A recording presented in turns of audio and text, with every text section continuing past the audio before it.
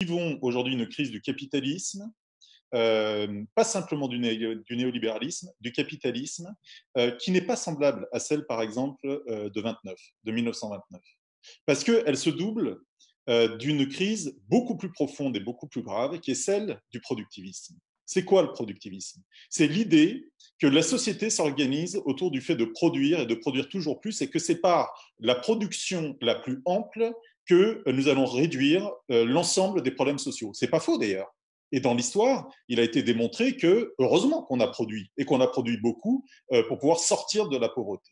Le problème, c'est qu'aujourd'hui, très clairement, nous n'avons plus les marges de manœuvre écologiques pour faire de la même manière.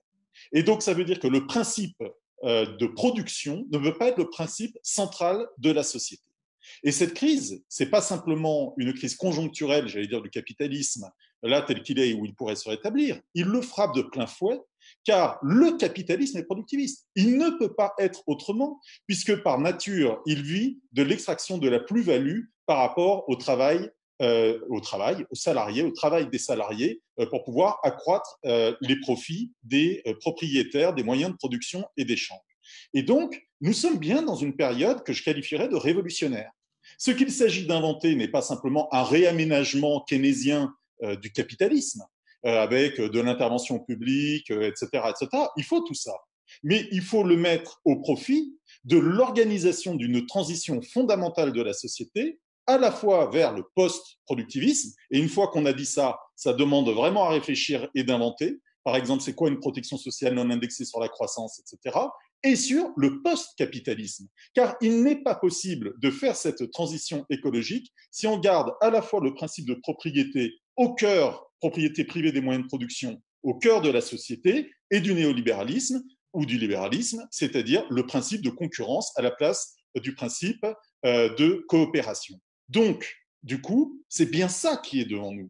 Parce que si nous ne voulons pas affronter cette question, le grand risque, c'est qu'au mieux on fasse du réaménagement à la marge du capitalisme par une politique keynésienne un petit peu rénovée, un petit peu, j'allais dire, de réintervention publique, etc., un peu de remise en cause d'un certain nombre de dogmes néolibéraux, mais finalement, sans répondre à la question centrale dans laquelle on est, et donc la répétition du même et la répétition des crises, notamment écologiques, vont devenir de plus en plus fortes. Pendant le Covid, la crise climatique continue, la crise de la biodiversité continue, etc., etc., etc.